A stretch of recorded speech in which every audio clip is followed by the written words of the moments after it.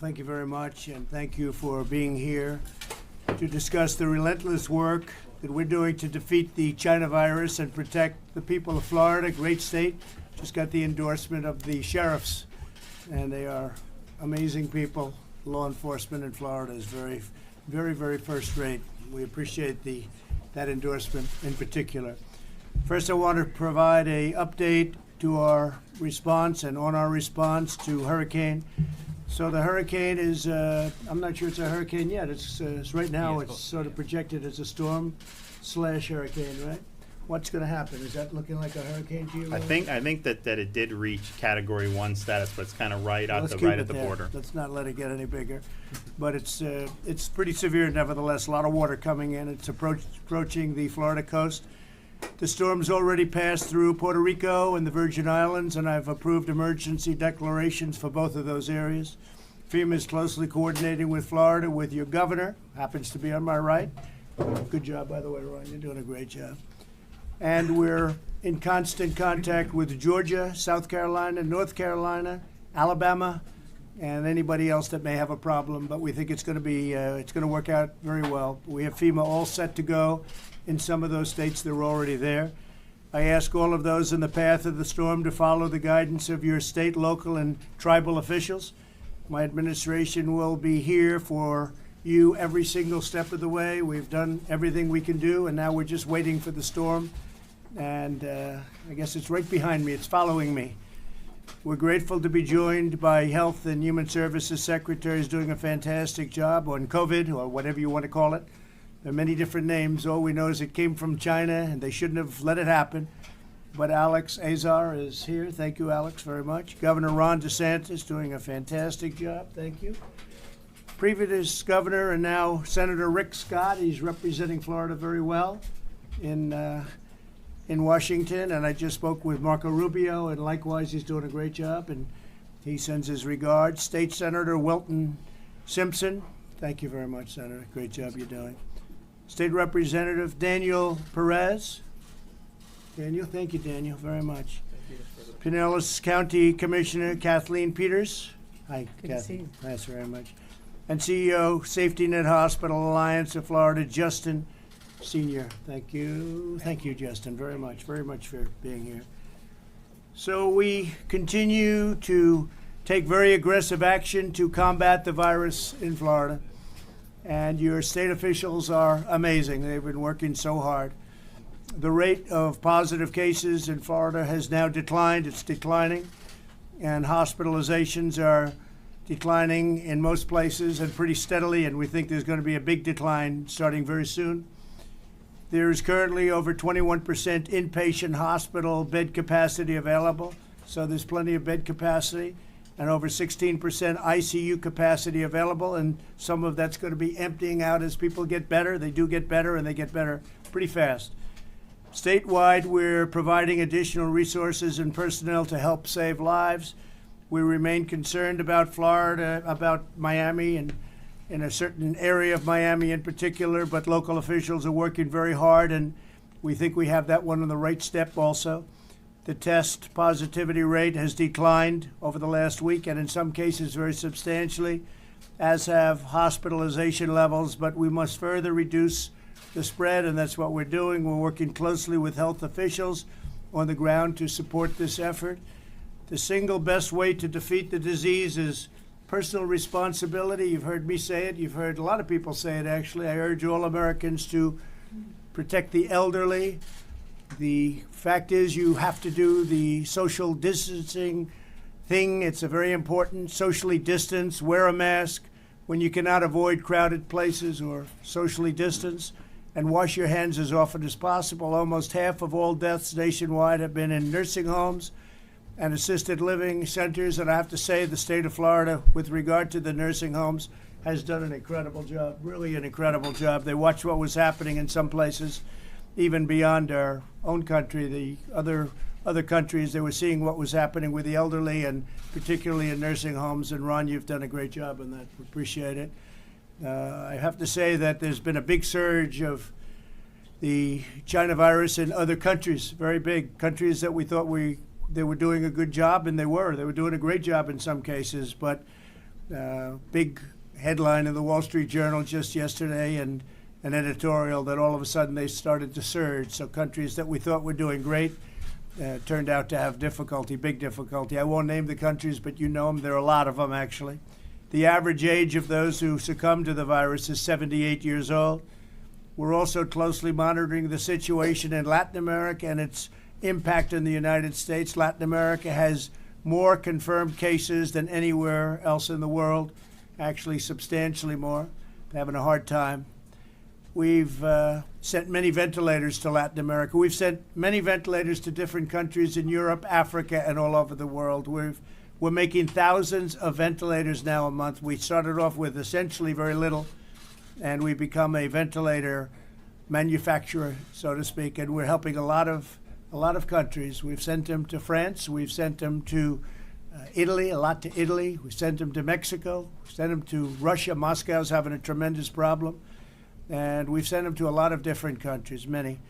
And we have a full supply in our country. The amazing thing is we started with very few, and not one person that needed a ventilator did not get a ventilator. So that's a pretty amazing statistic. We have nearly 1,400 federal personnel on the ground already in Florida, including personnel supporting nursing homes. We have doctors, military doctors. They're incredible and very talented people. And frankly, they're very brave people, but they're all over the state helping with your medical folks. And Ron asked if he could get some extra people here. We did it immediately. In the last week, we've opened 5 new surge testing sites in Florida, in Fort Lauderdale, Hollywood Beach, Pompano Beach, and 2 in Miami. We're sending rapid test kits to 701 Medicare and Medicaid certified nursing homes in the state. We've also sent multiple shipments of protective equipment to all of the nursing homes. And as I said, on ventilators, I can also talk about in Florida and Miami, they have everything they need. They don't need any. We've sent a lot. They don't need any.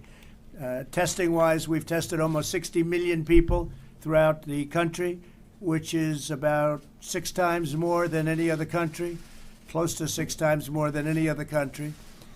We have, if you look at India, they're at 11 million.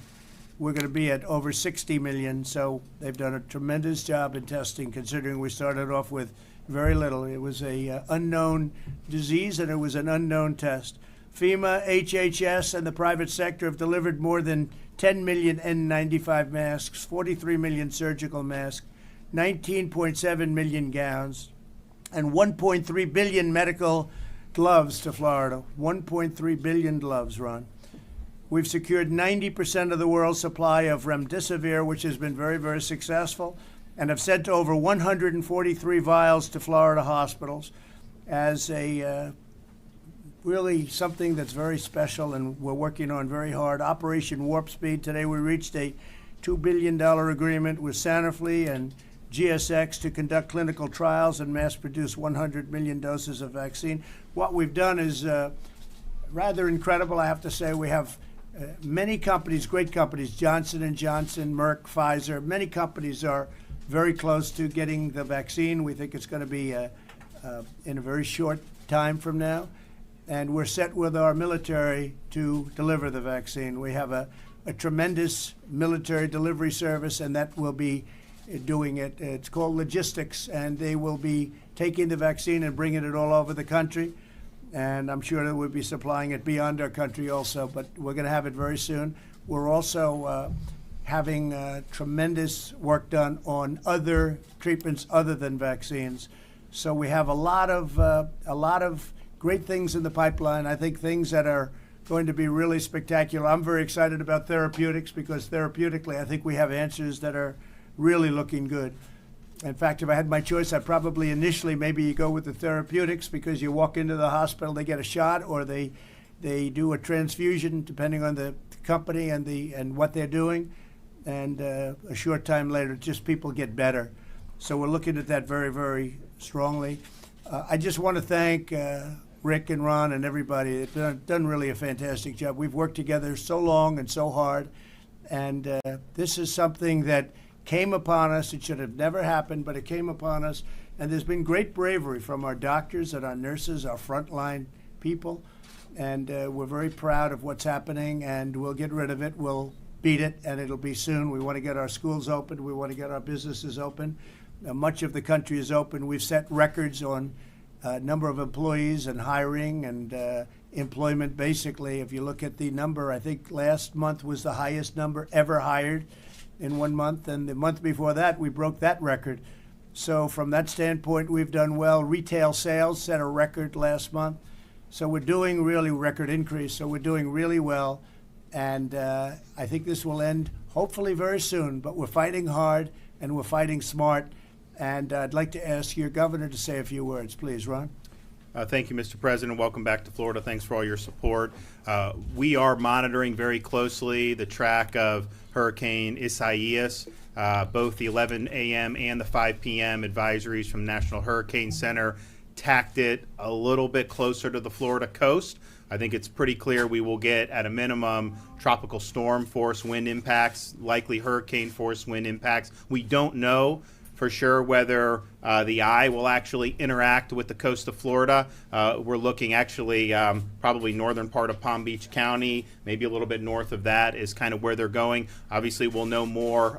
So I would just urge Floridians, just particularly if you're from Deerfield Beach up until the Brevard-Volusia area, you are under a hurricane watch. Make sure you have your plan. Make sure you have 7 days of food and supplies and medicine. There could be some power outages, and it's an ongoing, very fluid situation. As it does move west, it's kind of weakening a tad, and if it strengthens, we think it may end up going further east, but just continue to listen to your local officials. We'll be providing updates multiple times a day throughout the weekend, and obviously the federal government's been great helping. We did submit for a landfall emergency declaration, so we look forward to that support. And we also want to thank the administration for supporting us with the fight against COVID-19. Anytime we needed anything, we would talk to the president, vice president, and we would get it. So when we started to see the hospital admissions really pick up, the doctors were prescribing more remdesivir. So we told them, hey, you guys have been sending us enough for when we had very low census. Now that the census is higher, can we get more? Can we move up these shipments? And Alex was involved, the president.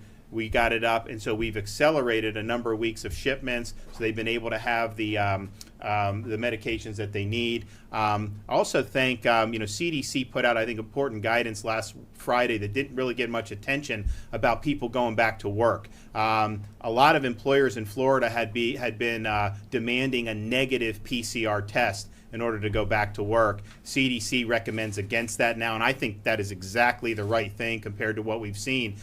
These PCR tests, you can test positive for 12 weeks. So we have people that are not infectious, have no live virus, and they're getting a positive test 10 days, 20 days out. And so CDC recommends going to a symptom-based approach.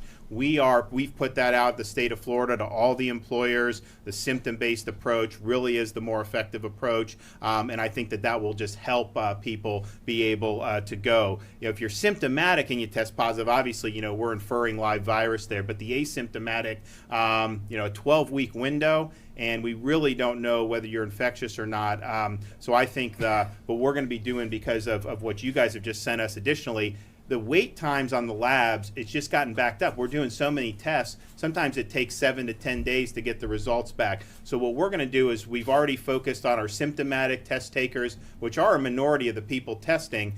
We have agreements with labs to get it turned around quicker. And then the federal government has sent us these point-of-care antigen tests. So we're going to have 1,250 of those a day. So we're going to convert some of our bigger test sites into point-of-care antigen testing for symptomatic and elderly people, probably in Miami-Dade. So this way, they get the result in 15 minutes, which is good for them, and then it gets reported to the state, so we have a real-time understanding of the positivity, everything's going on. When we get the test results reported, some of these tests are from 2 or 3 weeks ago, and these data dumps. So I think it'll help us be able to understand the prevalence better. So that's an important tool. So I just wanted to say thank you for sending those machines to us. And you have the numbers in 5 minutes to 15 minutes or something like that. So that's correct. Especially for the elderly. Rick Scott, please. Sure. Well, first off, when I was governor, you were very helpful in the hurricanes we had, and I just want to tell you, I talked to governor of Puerto Rico this morning, and she was very appreciative. Good. You have FEMA's there. FEMA's being helpful. You know, they've got some flooding, so she was traveling the island. But she said, I said, is there anything you need out of the federal government? And they said, you know, you guys have done a great job. That's so great, Rick. Thank you very much. Thanks for doing that. And I just want to thank you for your commitment to the vaccine. I know that'll be a game changer when that happens, and I know you and your administration have been very aggressive at making sure that happens in the testing. So I just want to tell you, I think you've done a great job trying to make sure, you know, everybody is getting this done as quickly as possible. Right. I think the governor is saying some of the issues that I'm sure a lot of states are having, but I know the Trump administration is working hard. I want to thank Secretary Azar. His team has done a great job. I want to tell you, Steve Hahn has done a great job. I mean, if you look at what the president talked about with regard to therapeutics, that would not happen but for HHS and but for the FDA and the authority you gave to doctors to be able to make decisions and be doctors. And I know you're trying to get that information out as quickly as possible so people make good decisions. So I want to thank everybody. Thank you, Rick. And the speed of approval is just a tiny fraction of the time that it would have been in let's say, another administration. It's the FDA has been fantastic. They're getting things through, Ron, at levels that nobody ever thought possible. We're close to a vaccine. We think we're close to a vaccine, and that's been a matter of months as opposed to many years. It could take many years, and we think we're going to have a great answer very, very soon. Alex, please. Sure. Thank you, Mr. President. So we're working very closely with FEMA as well as with the emergency authorities here in Florida on the hurricane situation. And of course, would advise all Floridians follow the advice of your state and local leaders as to what to do. But that advice may be a little bit different this time because of COVID. So normally you might evacuate. This time more advice is going to focus on sheltering in place for Floridians who live at home, as well as for those in long-term care centers like nursing homes or for people who are hospitalized. In addition, we're recommending and working with the state to establish shelters that would be non-congregate places for sheltering in place. If you do end up in a place that's a congregate setting, it's the same advice that we give in a non-emergency situation. Wear face coverings, practice good physical distance, good personal hygiene. As the president said, we've had I think it's a historic 24 hours on the development of therapeutics and vaccines under the president's Operation Warp Speed initiative. Yesterday afternoon, the president made a historic national call to action for people to donate plasma. So I call on Floridians, please, if you have tested positive and recovered from COVID, go to coronavirus.gov and learn how you can donate your plasma and save lives. Through the American Red Cross, through America's blood banks, you can make a real difference. And then, as the president said just this morning, we announced the sixth vaccine candidates from Sanofi GSK, 100 million doses with an option for 500 million more. So that's now 6 major historic investments to bring us vaccines coming into the fall. And then also today, out of our National Institutes of Health, the RADx initiative led by Dr. Collins, which is next generation testing and diagnostics, announced $250 million of funding on 7 novel diagnostics that we're investing in that we believe could bring millions of additional diagnostics to the table as soon as September. Thanks to your leadership. Thank you very much, Alex. I appreciate it. Please, go ahead. Mr. President, thank you for being here in Florida today. We appreciate your foresight to organize our major corporations around this country to produce the type of equipment we need, the PPE we need here in the country. We're looking forward to your leadership in the future to make sure we bring those manufacturing jobs back to the United States from all over the world so that we're better prepared in the future. You work very closely with our governor. The governor did a tremendous job making sure that we were protecting our most vulnerable. And so the state of Florida really shut down the long-term care facilities and nursing homes and other facilities. And it was the leadership from your administration and the governor's office that allowed that to happen. And we're very proud of the fact that we have the best pharmaceuticals anywhere in the world. Yeah. And you know the half-life now, and these are coming every day, stage 2 and 3 trials for vaccines. We're very excited that hopefully before the end of the year we're going to have a vaccine. But the therapeutic medicines are tremendous, and that is something for you to be very proud of, and your administration's done a tremendous job for the state of Florida and the country. So thank you. And I just signed an executive order whereby The gentleman on my right can go out and buy your prescription drugs at a number that you never thought possible. And I assume you're going to be doing that pretty soon, Ron, right? Yeah, no, well, Wilton was involved in that legislation in the legislature, so we're excited about it. Also, say just with respect to the long-term care, your administration is sending to a number of facilities throughout the country, nursing homes, point-of-care tests there as well. Now, we are testing all the staff every 2 weeks. We have over 200,000 staff because we have over 4,000 facilities. And then if there's an infection, then we'll go and look to see if the residents need to be tested. And we've already tested all the residents throughout this pandemic. But the point of care, I think, is going to be less even for staff or residents, but for allowing visitors again. We've not had visitors in these places since mid-March because we feared having the introduction of the virus. And I think that that's the right decision to protect life, but that comes at an enormous emotional cost because you have elderly folks who want to have that human connection. And so if you have a 15-minute test, you can have the family members go, take the test, they can go in and see. That is important for health too, because mental well-being and everything is just really, really important. So I want to thank you for doing that. It's really good. I think it'd be interesting. Justin really can give you a good synopsis about where the Florida trends are. I mean, if you kind of read what people will put out versus what the data we see, there's obviously a discrepancy there. And Justin's been there, and so we talk with all his CEOs. We talk with him every day about capacity, about the trends, about the discharges, and we've been able to handle this. We got some great people working very hard, but really there was a lot of foresight into using the last few months to prepare for when we would have an Go uptick. ahead, Jesse. Yeah, our alliance has hospitals running from Pensacola all the way down to Miami, and we've seen probably between 40 and 50% of the COVID patients, positive patients in the state of Florida. We are coming through a difficult month. But there are real reasons, and I think you touched on them in your opening remarks, for cautious optimism right now. We have seen, almost every one of our members has seen either their census leveling off or actually starting to decline. And there's real hope, I think, that August we're going to see some acceleration there. The key is to keep working together. I think some of the difference makers in terms of the outcomes in Florida and why Florida has fared relatively well has to do with the decisions around long-term care facilities and requiring 2 positive tests before a patient is discharged from a hospital to a long-term care facility. I also think that the state has done an excellent job of relieving pressure on the hospitals. We have a lot of patients, elderly patients, that are in the hospital, they're COVID positive, but they've stabilized and they no longer need to be in the hospital, and you can't discharge them to a long-term care facility because they're still COVID positive. The state, that creates a lot of pressure on the hospital to have that patient still in there. It takes up capacity. The state's done a great job of setting up COVID-only facilities that have allowed us to get those patients out of the hospital, get them to a comfortable place where they get the treatment that they need, they get the services that they need, but the hospital has the capacity. Our hospitals are all participating in these clinical trials. Remdesivir was one that our hospitals participated in. They're participating in the antibody studies, and we have a lot of hope on those as well.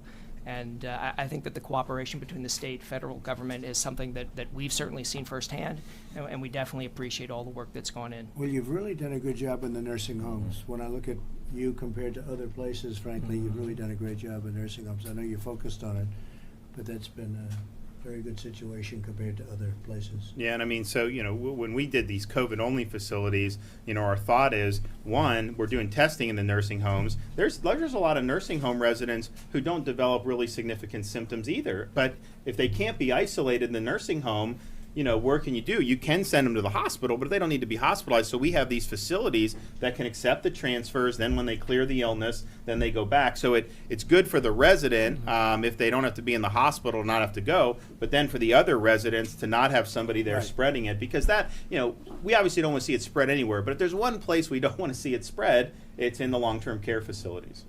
Well, that's been really an amazing job. Kathleen, please. Thank you, Mr. President. It's an honor to be here. I want to thank you and your administration and the governor and his administration. I've had the wonderful privilege of serving as a mayor of a city and then the House of Representatives and now as a county commissioner. And I've always held very tight to home rule.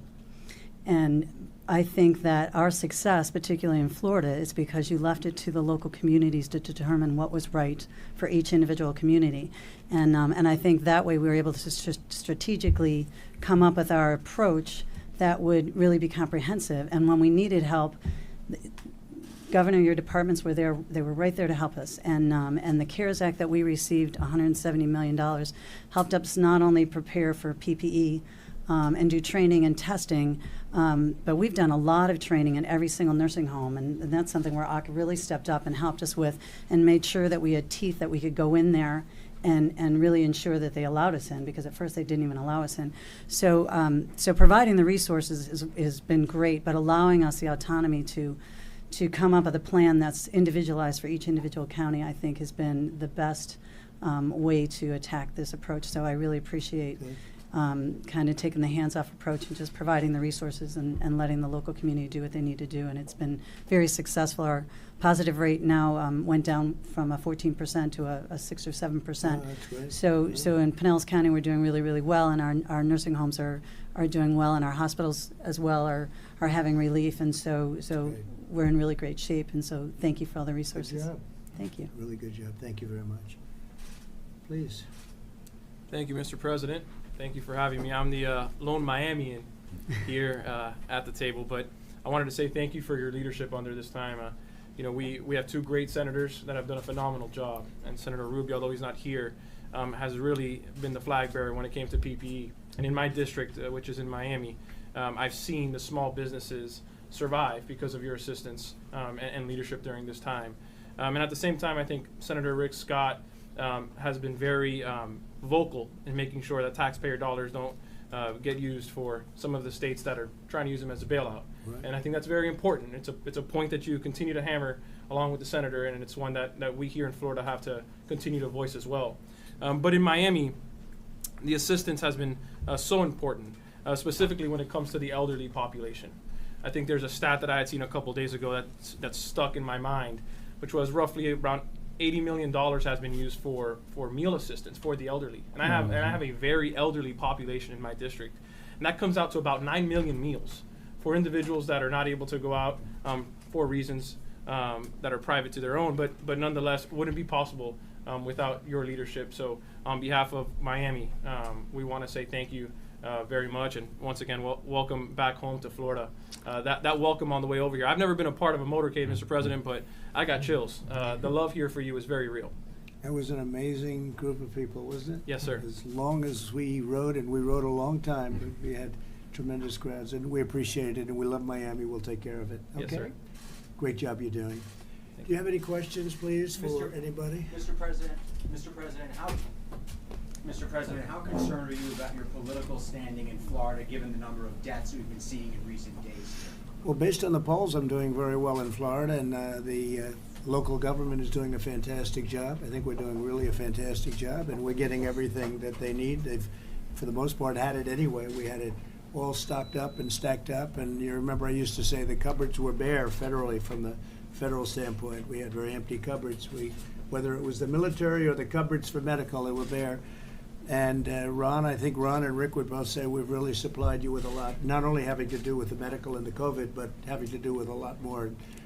In particular, some of the hurricanes, your time and your time. We had some really bad ones, and we came through. So the polls are looking very good. And I think when you see those crowds of people along the roads, there's a very good feeling. But what about the number of deaths we've seen in recent days here? Well, I hate it anywhere, but if you look at other countries are doing terribly. This is a horrible disease. This is a disease that should have never happened.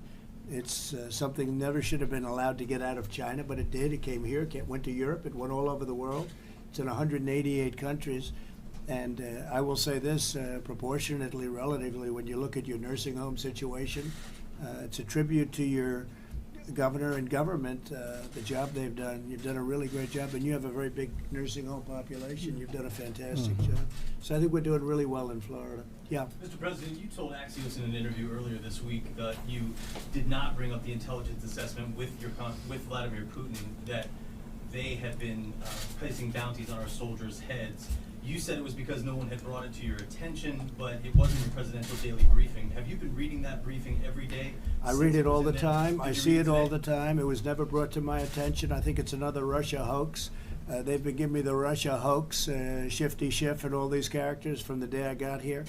And we're working with Russia right now on a non-proliferation agreement, nuclear non-proliferation, and we can get something like that, it'd be great. But it was never brought to my attention, and because it didn't reach the level, there were a lot of people, including Democrats, that said it never took place. If it did take place, it would have been brought to my attention, and I would take very strong action. There's been nobody tougher with Russia or China than I have, not even by a long shot. When you look at what we've done compared to the past administrations, it's not even a contest. We've been very tough on Russia with the sanctions and so many other things, including letting people know that we're not so happy about what's going on with NATO and the oil. But speaking of NATO, we've raised $130 billion a year from countries, as you know, from our partners with NATO. 28 countries. We had 7 that were paid up. Now we have a very much bigger number. We're getting $130 billion more. That's going to $400 billion. And that's money to really protect themselves, for the most part, against Russia. So nobody's done more against Russia, but it was never brought to my attention, and it perhaps wasn't brought because I didn't consider it to be real. And if it is brought to my attention, I'll do something about it. Mr. President, what's the new health care plan that's coming on Sunday? Well, we're going to be doing a health care plan. We're going to be doing a very inclusive health care plan. I'll be signing it sometime very soon. You said 2 weeks when you spoke to It might be Sunday, but it's going to be very soon. We're also doing a full immigration plan. We're going to take care of a lot of things that for 25 years they've been trying to get an immigration plan. We're going to be doing merit-based immigration. I'm sure you'd be happy to hear that, but it's merit-based, very powerfully merit-based. It's going to be very inclusive. It's going to cover just about everything that most people would have said couldn't happen, and we'll be releasing that over the next couple of weeks. So we're doing a healthcare plan, we're doing a immigration plan, and we're doing another one that's very important, are the drugs, prescription drug prices. We pay the highest of any country in the world by far. You look at Germany and you look at UK and Canada and other countries, and they pay a fraction of what we pay. And we're doing a series of signatures, which I've done, and one goes into effect very soon. But we're doing matching grants and all sorts of things that are going to bring our drug prices down at levels that nobody ever thought possible. We're doing things that nobody ever thought possible. The bad news is the pharmaceutical companies aren't exactly in love with Donald Trump, and they'll advertise. They've already started it. I see they've already started. Have you seen the ads? And anytime you see an ad from a pharmaceutical company against me, you know that means the drug prices are coming down. But they're going to be coming down to a level that nobody ever thought possible. We are, as an example, Germany has very low prices, and we have very high prices, many times the amount. And we're doing, we have to get, no matter what the price, lowest price in the world, that's what they have to give us. And right now we have by far the highest price in the world. We're going to allow states like Florida to go to Canada and to buy. Their prices are much lower than ours, so they're going to be able to buy directly from Canada rather than going through their traditional sources. And I think in the state of Florida, what will that cut the prescription drug prices? Well, I mean, it depends on the drug, but there were some when we were doing the bill that you could get for 75% less in terms of what Canada would charge. How about that? 75% less. So they're going to be buying it approximately 75% less. What we're doing really, which is the most, we're doing rebates, and the rebates are going to go to the people, and they're going to go in the form of drug reduction, drug price reduction. But we're doing something called favored nations, and nobody thought anybody would ever do that. But look, I want what's right for the people, and it's been very unfair. So favored nations, meaning if another nation's paying lower and another nation's paying even lower than that, we take the lowest nation in the world, and that's what we have to pay. Right now, we're paying many times the lowest nation in the world. You have some of these socialistic or social, well, I guess you could say socialistic nations, they have drugs at a low price. Well, we'll use that to our advantage because we're going to be getting the price that they have. Now, what's going to happen is their price will probably have to go up, and our price will go way down. And I could see 50, 60, 70%, maybe more than that, reduction in prices, and no other president will ever do that. And the heat I've taken in the last couple of weeks because of that is unbelievable. And frankly, the ads I've taken are unbelievable. It's sort of incredible. You see drug companies taking these massive When ads. we did our bill, I've never seen more ads in Florida, but the pharmaceutical was doing. I mean, I have young kids. I'm watching like Paw Patrol with them, and it goes to commercial, and it's saying that Florida, they're going to bring in all these drugs from Djibouti that's going to kill everybody. So, I mean, it was unbelievable how they papered the airwaves. A lot You'll of money. be buying the same drug that you paid a fortune for half the price, maybe better than that even. And the exact same drug made maybe in the same factory, the same company, and you're going to be paying a fraction of the price. But the drug companies are not happy. And look, we want them to be happy. We want them to do well with the vaccines. We want them to do well with everything. But they've made a fortune, and that's why they can afford the ads, that's for sure. Yeah. So when you see ads against us, and me in particular, because I'm the one that's, I've signed 4 acts, we'll call it executive orders, and they're the most powerful ever signed in this industry by a factor of about 20. And it's going to bring your drug prices down to a level that you've never seen before. So I'm very happy about that. The drug companies don't contribute to my campaign. I don't need their money. I haven't asked for their money. And if they did, it wouldn't matter to me anyway. But I am not somebody that's reliant on the drug companies. And we call it Big Pharma. Big Pharma is probably the most powerful lobbyist of any lobbyist there is, probably. I don't know. Maybe the lawyer's lobby is pretty powerful, too. But Big Pharma would be just about up there. And we have to do what's right. They've been talking about reducing drug prices ever since I can remember, ever since I've been starting to really watch politics with interest, which was actually at a very young age. But we've been talking about drug price reductions and prescription drug reductions. And I will tell you, you're going to see the biggest reductions in the history of our country by many times. We're not talking about a 1%. And as you know, last year, for the first time in 51 years, drug prices went down. But marginally, but they went down. First time in 51 years. So I was president, and drug prices went down. First time in 51 years. Now you're going to see numbers that you wouldn't even believe, and it's going to be fair. It's not fair that other countries pay a fraction but I mean a fraction of what we do. We pay all research and development and promotional costs and everything. It's put onto the United States. They pay nothing. And then on top of it, they say, this is what we'll pay and this is what it is. And the United States will pay the remainder of the difference. I mean, this is the way they buy. They go and I won't mention names of countries, but they say, this is what we're going to pay. The United States will make up the difference. And that's not going to happen anymore. Okay, thank you all very much. We appreciate it. Thank you. Thank you very much. Absolutely. We also had a huge win on drug pricing. Are you up for election?